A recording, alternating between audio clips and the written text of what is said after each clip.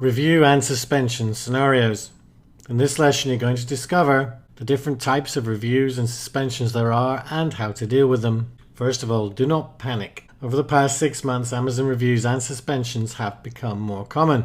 However, if you do receive a review or suspension notice, there is no need to panic. The majority of the time it is a straightforward process to have it removed.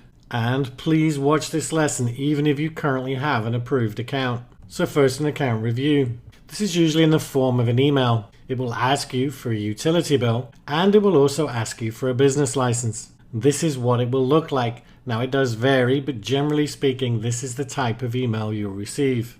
So what do you do if you get this? Well, first of all, follow the instructions. Send an email and attach your utility bill, making sure the utility bill matches their requirements and format. If you're unsure, go back and watch the documentation lesson again.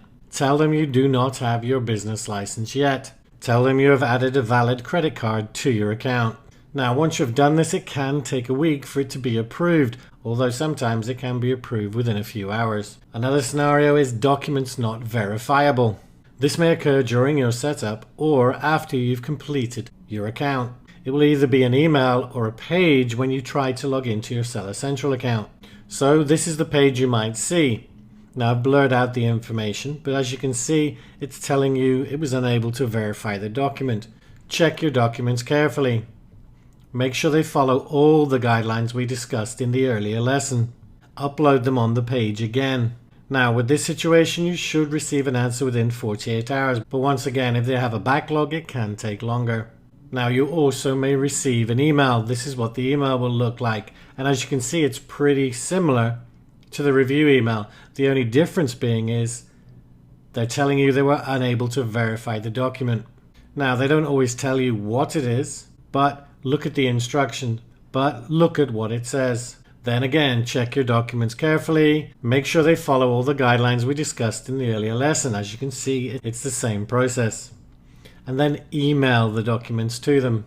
And you should receive an answer within 48 hours. Again, repeating what I said previously, it can take longer. So credit card issue. You can also get an issue with your credit card and you'll normally receive an email like this one. If you get this, before doing anything, contact your bank and make sure the card can make international payments and has funds. Once you are sure your card is okay, go back into your account and add the card again. If you receive another error, you will need to use a different card. Now this is the scariest message of all. May not sell on Amazon. You can get this because of document verification or other reasons too, and they will tell you. You can see they're saying we are unable to verify the documents you provided. As a result, you may not sell on Amazon. You'll also notice they say we may not reply to further emails about this decision. And you can also get it on the page that we talked about before. You can see it's exactly the same message. So if you get a message saying you may not sell on Amazon, this is not the end of the road. Amazon will still approve your account if you are following all their guidelines.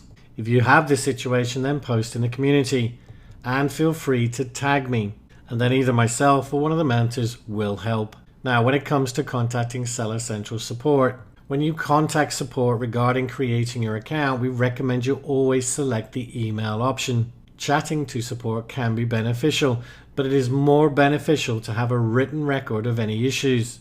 We have seen situations where their chat support have advised things that they should not be advising, like creating a new account. If you do call them, then ask them to email you with a record of any recommendations they make so that you have a record of it if you get into any further issues with Amazon. So what we covered, how to deal with a suspension or review of your account and the documents you might need. Next, we will recap the welcome module and cover what is to come in module 1. But that's it for this lesson. Take care.